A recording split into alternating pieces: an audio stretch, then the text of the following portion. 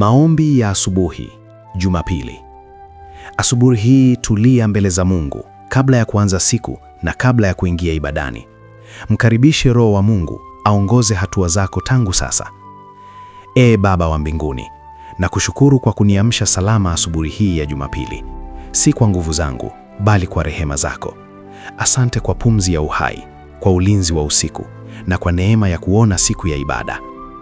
Bwana, ninapojiandaa kuingia ibadani, ninakuomba unitakase moyo wangu.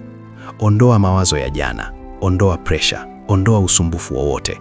Nipe moyo wa unyenyekevu na roho ya kupokea neno lako. Neno lako linasema katika Zaburi 104, ingieni malangoni mwake kwa kushukuru na nywani mwake kwa kusifu.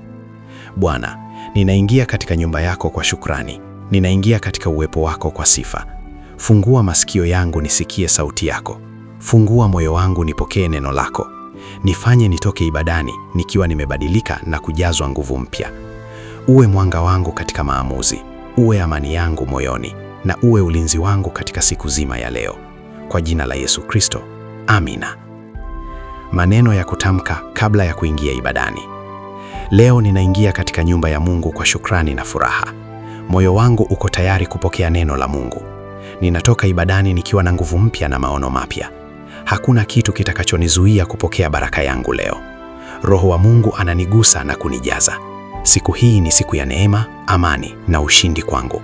Kwa jina la Yesu Kristo, amina.